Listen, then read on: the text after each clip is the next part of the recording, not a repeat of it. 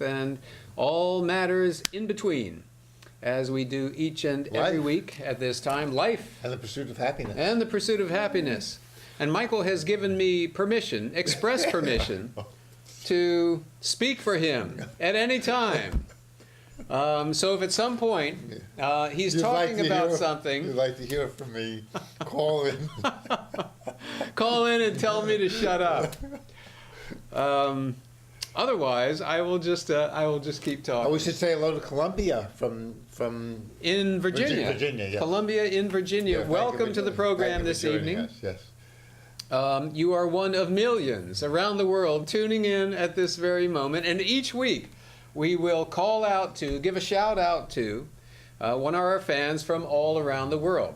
And this week we're giving a shout out to, is it Richmond, Virginia? I think near there. Near Richmond? I think. Yeah, I hail from Northern Virginia myself, and so good to have a fellow Virginian on board with us this evening. So, what do we have on tap, Michael? I'll answer that question if you like. This is the way to his heart. I knew. Look how happy. Have you seen Michael Mack as happy as this? No, really, I'm serious. Do you have anything on your mind that you want to get off your chest? If I can mix my metaphors. I've been trying for a couple of weeks to talk about in the story. This is just my launching off point. Okay. In the story of Abraham, yeah. After much of his life, you keep trying to talk about him, but somehow the show veers off into some other direction. I don't know how that happened. I don't know how that happened. I've been trying to do it briefly this time. Okay. So, after... In a sentence. He tells his servant, unnamed servant. Abraham. Abraham, yes. After he almost sacrifices... This is Genesis, the book of Genesis? Yeah. Okay. After he almost sacrifices. He tells his unnamed servant, put your hand between my thighs. Okay. So this is after the aborted attempt to sacrifice his only son, Isaac. Well, Ishmael was also a son, the father of the Arabs. The only son from his married wife. Yeah. From his wife, yeah. And so he asked the servant, we won't do it on the show, put your hand between my thighs and swear that you will help me find... That's how they did it back then. Yes. That's why testimony and testicles are related. Take that to the bank. All right, Columbia. So, the servant does this, and Abraham says... He swears. The servant swears what? I will... This is what Abraham wants him to swear. He says, you're going to go back to my home country, which is... Virginia. Okay. And you're going to find a wife for Michael Mack. Or Isaac. Okay, for his son. Yes, for my son. And the servant... And Abraham then says, God will send a messenger to help you successfully find a wife for my son. Yeah. But if it doesn't work out, don't take my son back there, because I want him to stay in this territory, this new promised land of Canaan. So that was the promise. So Abraham, who was his whole life was told by God to do all kinds of things, including almost kill both his sons, actually. Now has finally, in his maturity, is telling God what to do. So I think that's a big switch from having some being, some spiritual being tell you what to do, to say, okay, now I'm in charge of my life, I will tell you what to do. And so this is why it applies to our show. Yes, very much because at some point, you're going to tell me to shut up during your show, and you will speak. You will tell me what to do. But that day hasn't come yet. At the end of Abraham's life, Abraham had so much trouble having children, kept praying to God, God, please, you don't give me... Married someone named Keturah, who could have been Hagar, because Keturah means incest. Incense, sorry, what a slip. Incense. Incense, okay. And Hagar came from Egypt. And they have 6 children. No drama. You might like that. No drama at all. Perfect household. When the kids come of age, Abraham's wise enough to say, here's lots of gifts. Go live somewhere else because I'm giving my inheritance to Isaac, so there's no trouble at all. And no mention, not one peep about God. Nothing. And he lives a very happy life. Michael, what is your point? What are you trying to tell me? That in the growth in Abraham's life, who was the father of Jews, Christians, and Islam, and as you know, as we've talked about, in the growth of the Hebrew Bible, we're 2/3 through, when Yahweh is punishing Job, because Satan says to Yahweh, made a bet with Satan. Yeah, Satan says, no one really loves you. The only reason Job loves you is you've given him this nice new jacket, yes. His curly hair and good friend. Take away his friend and his jacket and his curly hair and see if he loves you or not. And God says, okay, you can do it all. And so poor Job is sitting on a pile of shit with the age of his time, boils all over him. His children have died. And he's in great pain. His wife says, why don't you just curse God and die? He doesn't want to do that.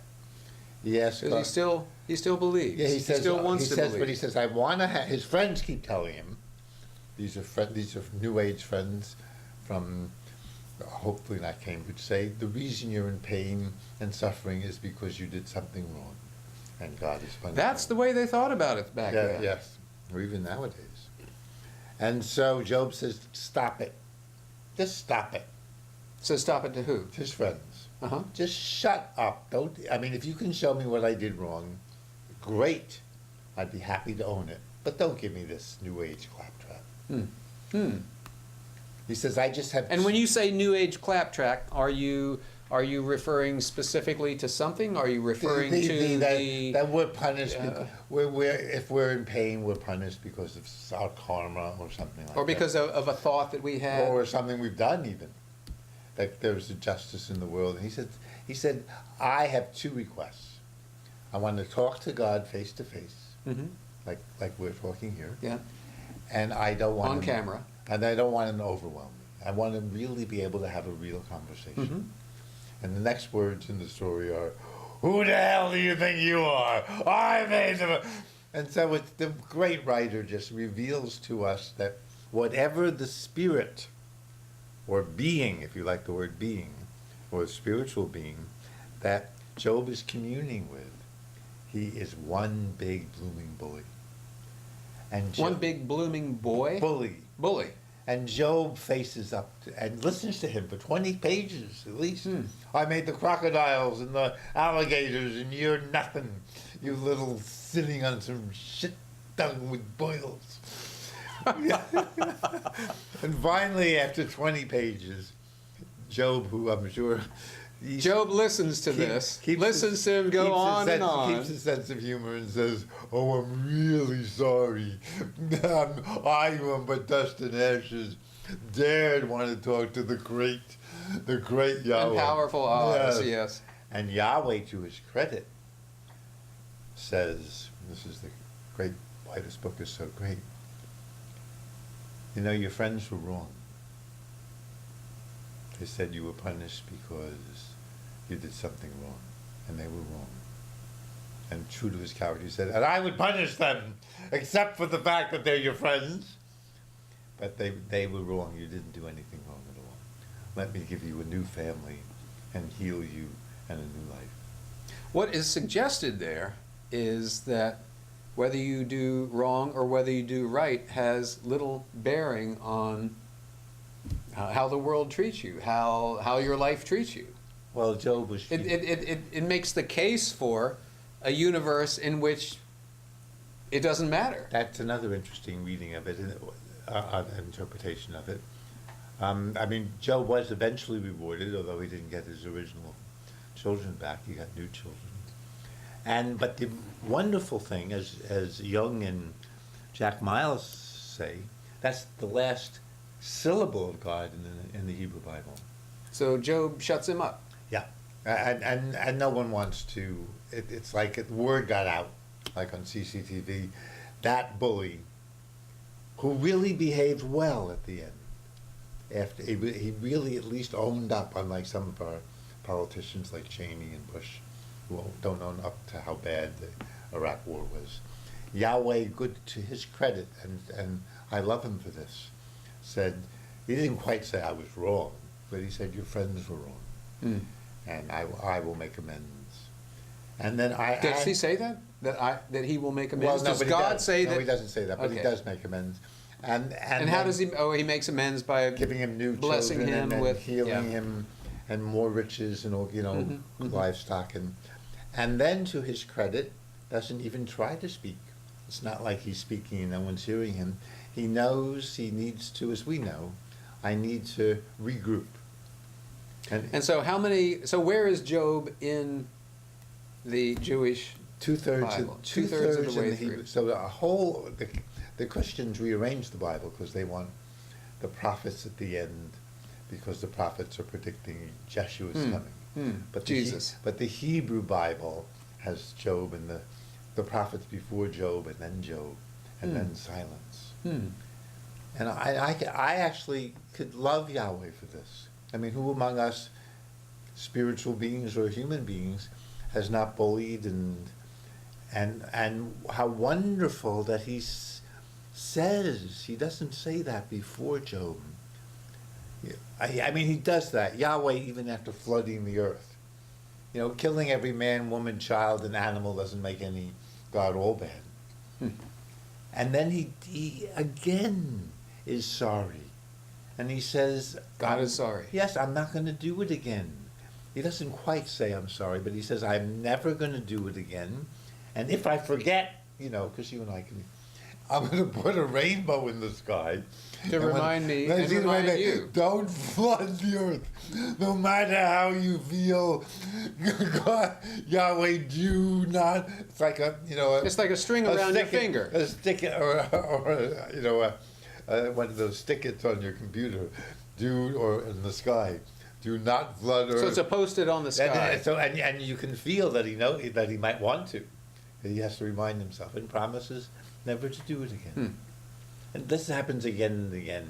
I mean, when he hurls us out of Eden, remember the good old days we were having such a good You time? and me, we were back there Yes. in Eden. Yes, and he Booted us right and he out. says, and he's really mean. Who told you you're naked? As if that's such a horrible thing. Well, you told me we were naked.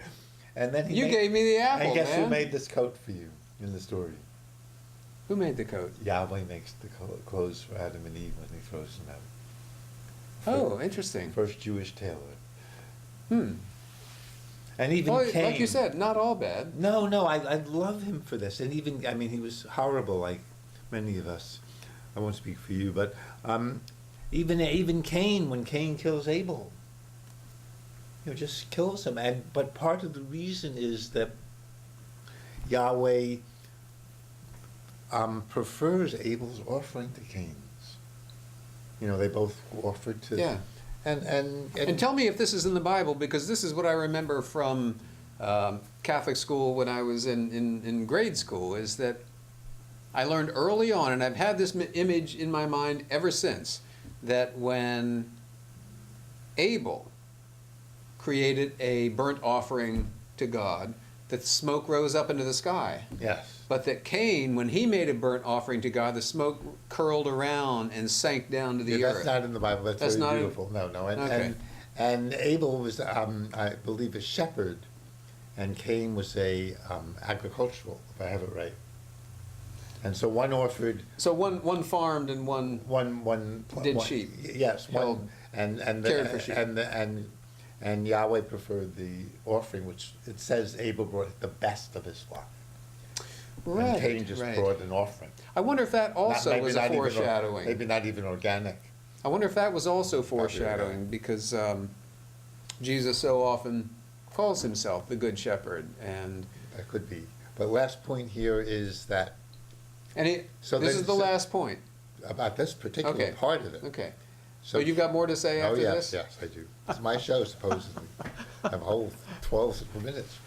So, but again, Yahweh, so Cain says, after he's killed his brother, And he says, wherever I go, people are going to kill me because I killed my brother. Word gets out. Mark of Cain.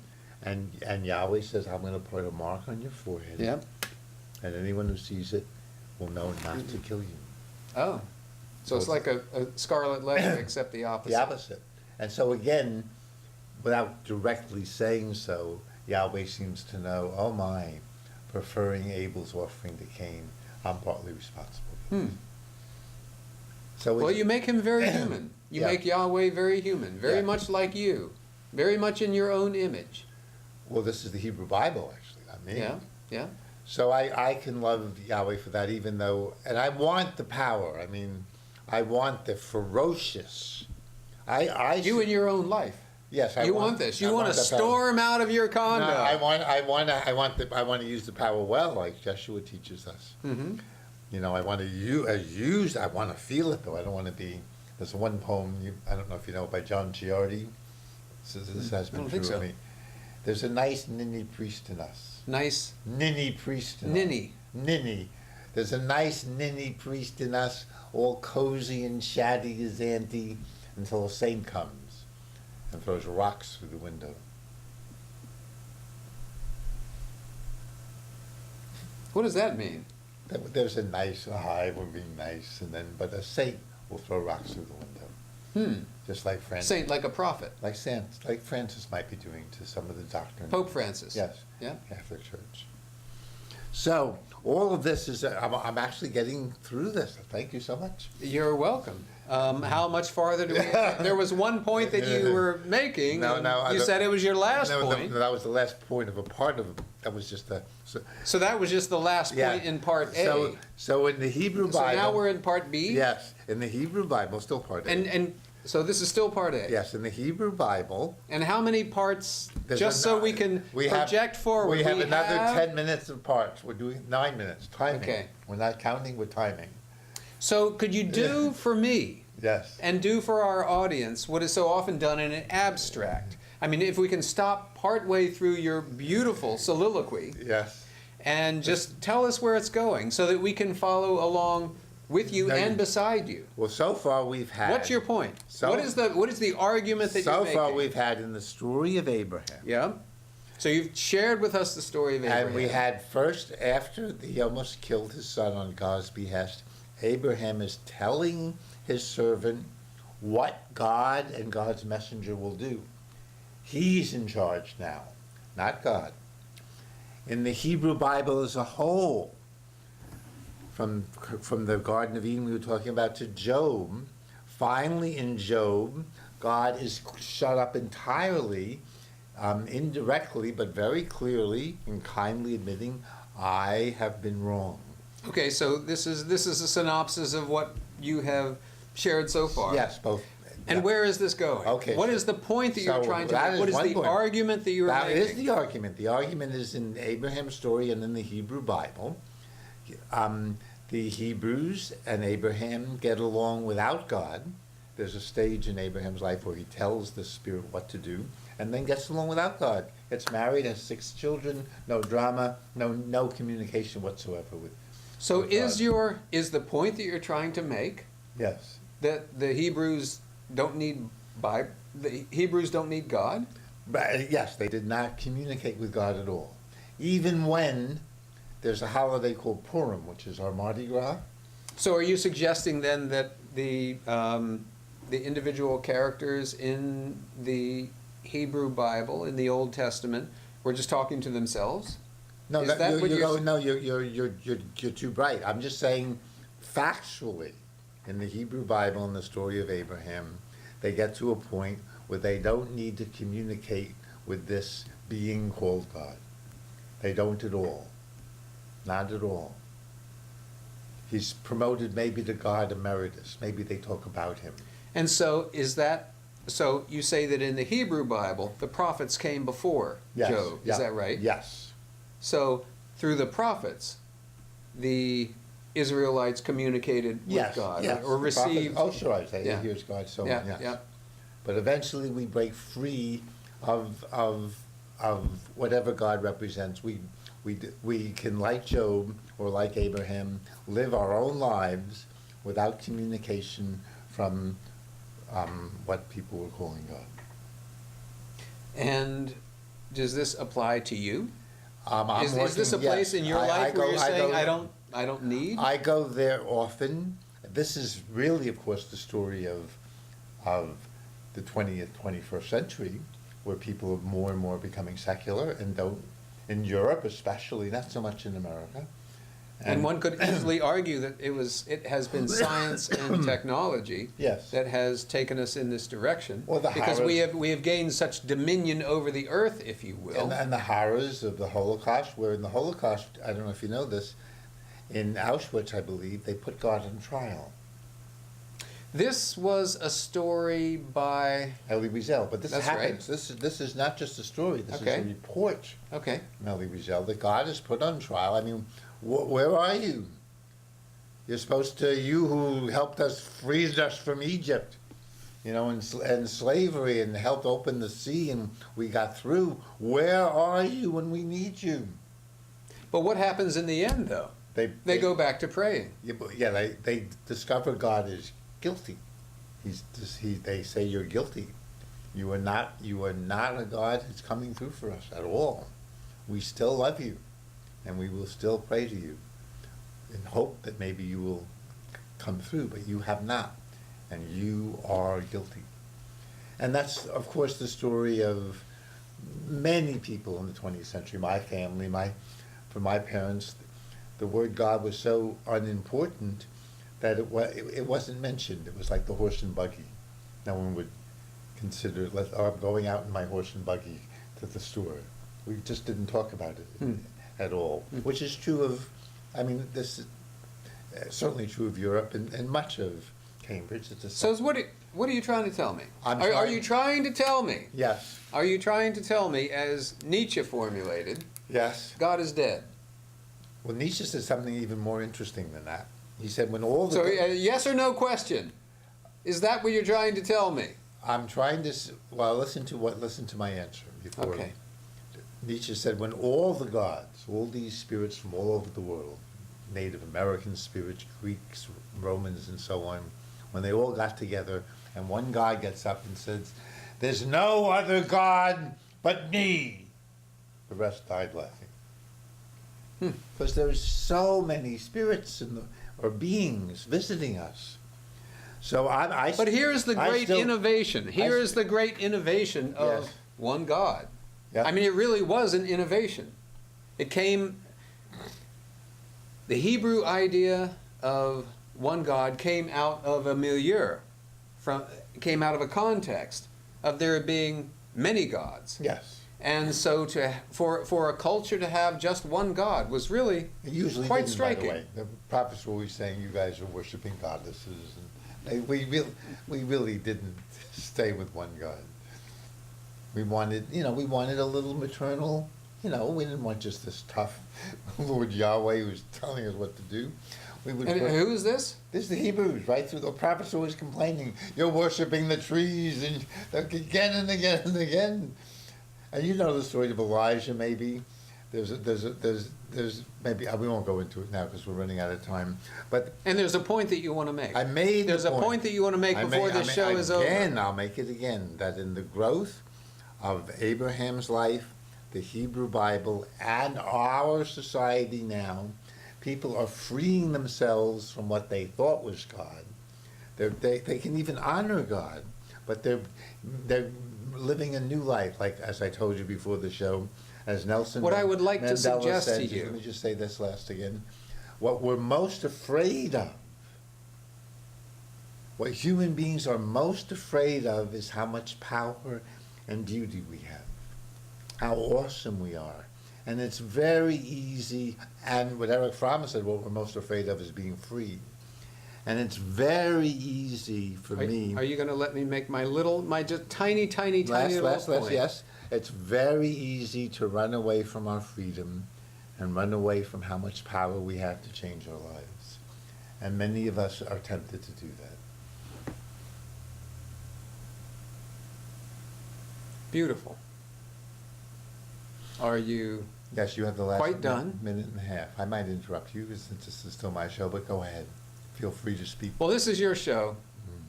My show follows in 3 minutes after this one is over. So maybe I will just take my entire show to go off on a harangue and put you in your place. This is Coming Attractions, Columbia. And we can end with a prayer, as they did in Auschwitz. Please. Ouch. Well, thank you, Michael Mack, for being with me and helping me have fun in the show. And the Spirit of God, thank you for joining us and being one of the characters in our show, because we were talking about. I'm just a character in your show, man. No, being one of the I'm one of the characters. one of the beings. I'm just an actor in your life. That's very nice, actually. One of many. We're all just a part of you. You were telling me that before the show. And on those last words, having gotten the last word in, we're signing off to say God bless. Yes. May the good Lord bless and keep us. Yes, this is triumph when I'm in Cambridge and I have nothing better to do. I mean, really nothing better to do. I watch Cambridge Community Television and I curse God for not giving me Spectrovision instead.